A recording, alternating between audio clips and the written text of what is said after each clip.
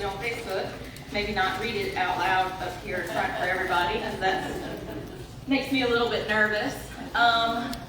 I've never done anything like this before, so my nervous level is, right above my head where I can't breathe. So I just want y'all to be. Yeah, they asked if I wanted a barf bag right up here at the front, but I hope to at least make it around the corner.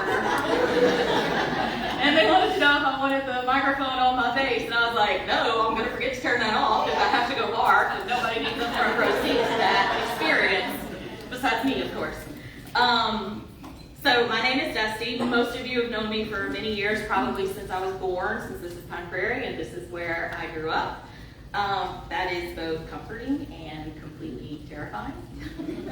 Because you saw me make all my mistakes, and I don't know if you should be following the things that I tell you to maybe do. But a quick overview for those that don't know me, a little bit more in depth. I am the wife of Dwayne Randall. I am the child of Mike and Brenda Fontenot. They grew up in this area as well. My grandparents are Huey and Jerry Henry on my maternal side, and my paternal side is Dillard and Doris Fontenot.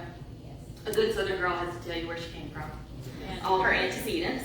I am a child of the light, as Thessalonians tells me. I am a motherless child. My Facebook will tell you that I am a sister. I am an aunt and a logophile, which is somebody that loves words. I am the yard mower and the bill payer at our house. I am the garden planter and the seed spreader, and my husband wants nothing to do with pulling weeds, but he does it anyway because he likes me. I'm often a worrier, especially when I feel out of control of a situation, so the last 6 months have been rather nerve-wracking every time I thought about today. I am a fitted sheet failure. If you can fold fitted sheets, more power to you, but mine, I've given up, and I just sort of put it in the cabinet.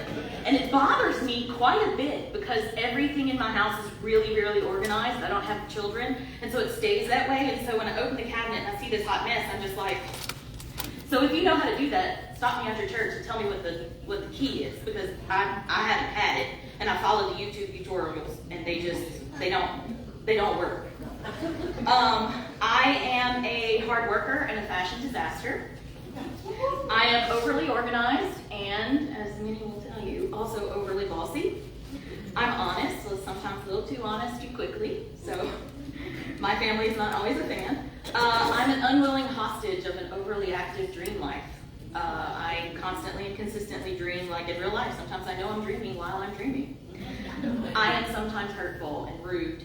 I'm an overthinker and an over-preparer. I do love the rain and sitting on my porch. And sometimes I'm sitting back there and I don't have neighbors, so I can just sing and caterwaul to God all by myself, and those are good times. I am Southern to my bones, so if you feel bad, I'm gonna try to feed you, even if you tell me that you're not hungry. You need to eat so I can feel better that I've done something for you. So that's basically me. Some of the highlights and lowlights, and I'm trying to be real honest with you about who I am. But today we're talking about being blessed beyond measure. And our key verse today is Luke 6:38. Give, and it will be given to you. A good measure, pressed down, shaken together, and running over, will be poured into your lap.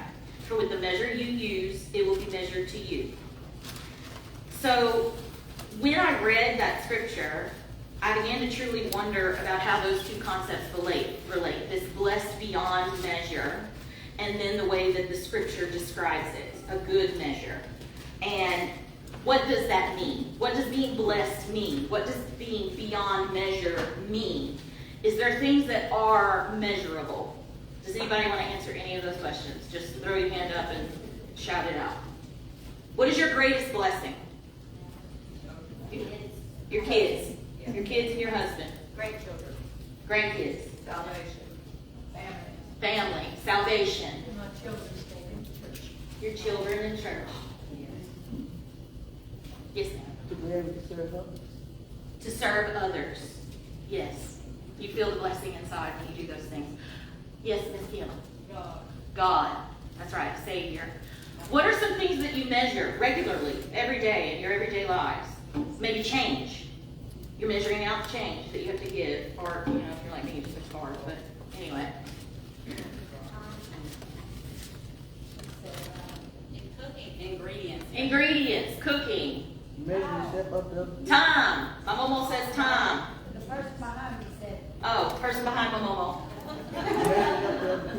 Ma'am. Measuring up to other people. Measuring up to other people. Ooh, that's a hard one. We might not talk about that one. Okay, all of these are really difficult things that we measure, but I'm a logophile. Like I said, I love words. I love language. Things like, I know this, like, is super nerdy, right? But when I find a new word, I love to know where it came from and why it is and how it works in our lives. And do we do this ourselves? And words are just fun, right? Ubiquitous. I just like saying it. Hullabaloo, sozzled. And there's words like doublethink, which has much, much deeper meanings and how that plays out in society and how people think two things at the same time that can't both be true. I love contemplating those things. So in trying to figure out what being blessed meant, I wanted to know what beyond measure would mean. So to help me illustrate this, I would like to introduce my Momo. She has no idea that I'm doing this, but Momo, will you stand up? Yes. She is standing. Doris Fontenot. This is my Momo, my maternal grandmother. You can sit down now. I was going to use my granny, but she's much more likely to follow through with her threat to kill me than my Momo is. And so in the interest of personal safety, I've chosen my Momo. There are obviously lots of measurable things about my Momo. She's about 4'11". She's glaring at me because she says that she's 5 foot and 1/2 inch. But that was years ago. She must have shrunk because she doesn't hit that 5 foot mark no more, and she is in denial. But in the interest of honesty, she's 4'11". She wears a size 6 shoe. I can measure her ears and the length of her arms and her legs and her feet and her toes. I know that she has blue eyes and her hair is always perfectly coiffed. I know what mascara she uses because I order it.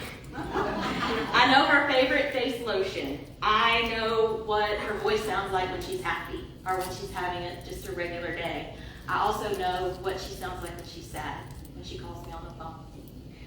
If I had enough records and I could look back in time, I could figure out how many biscuits I've eaten at her house, how many times she's cooked for us or brought water to us when we've been working out in the field with my dad or my papa. I could measure how many pounds of flour she's used, how many hugs that she is giving me, how many times she's wiped my tears, and how often she calls just to hear my voice and say that I hadn't come down in a while, and why haven't I come down in a while?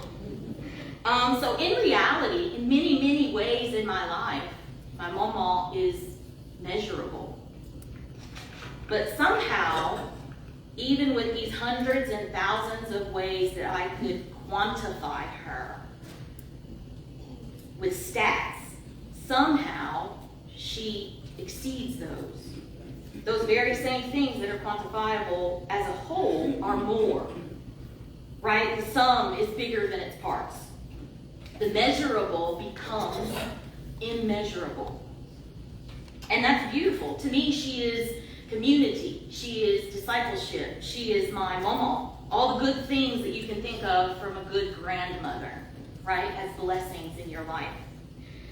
But I kept getting hung up on the words in that verse. Pressed down, shaken together, running over. And I think to myself, I understand how in measuring, being pressed down and shaken together is a good thing. But in my own experience and in life, the idea that I'm the cup and God is pouring into me, if I'm the vessel, being pressed down, even from the inside, is maybe not the best experience. It may be a bit uncomfortable. I mean, the images of God giving me blessings, it should be positive, it should be good, and yet that stuffing to overfull, that running over, the shaking, that makes me uncomfortable. It makes me question how it is I handle some of the blessings that God gives me. I read once that a collapsed supergiant, a red supergiant, I read a lot, like a comfortable amount. I don't really watch TV. And I read a lot of different things. But I read once about a collapsed supergiant, a red giant star. When it collapses, there's a giant explosion, but it becomes another kind of star. It's called a neutron star. The neutron, that seems strange to me. One star becomes another star, and yet there was some sort of big explosion, and now it's another star. Why didn't it just, I thought stars when they collapsed or it went away. But apparently not. There's multiple different kinds of collapse, and this one becomes a neutron star. So a failed star makes another kind of star. All the mass of that supergiant star gets compressed into this new one in a smaller space. And in the process of that compression, that heat and energy is released, and yet it creates something hotter and brighter than existed before. I'm not going to bore you with all the details of how that was, because it was like 60 pages of pretty awesomeness in my opinion, but y'all will probably think it's really terrible. But they estimate that this new neutron star, 1 teaspoon of neutron star in Earth gravity is approximately 6 billion tons. Billion with a B, not an M, B, billion. I am shocked at that number, a teaspoon. I can measure a teaspoon, I can understand a teaspoon, I know how big a teaspoon is. I can't understand 6 billion tons. And so, how do I understand this? I was like, okay, something really heavy on Earth, the pyramids. So I looked at the pyramids. The pyramids, turns out, weigh 6 million tons, M. I don't know how many millions. There's like a million millions in a billion, right? My calculator wasn't happy with the number of zeros that was in there, and I wasn't sure I was adding the right numbers of zeros, so I wasn't sure how many pyramids go into a star. Maybe you can figure that out and let me know, but I got confused and frustrated with it, and it's just a lot. It's beyond comprehension. It's measurable, but somehow immeasurable, right? But then I encountered deep personal grief. I was weighed down in ways I never thought possible. And I thought to myself, is this what it feels like to swallow a teaspoon of a star? And if I get upset, I'm so sorry. Let's pretend it's not happening. How do you quantify emotional weight? How would you measure it? I know that many of you have been in the position of experiencing deep grief before, and I know that you felt the heaviness in your chest and the surreal quality, the unrealness of the next days of life without your person. The only way, and the best way I know how to describe it, is that you may have swallowed a teaspoon of star. I imagine that it burns going down, may cause feelings of breathlessness, probably settles in your stomach like a stone, and you never really digest it. You never really get over it. And it makes you feel really alone. This feeling of heaviness that has never been there before is isolating.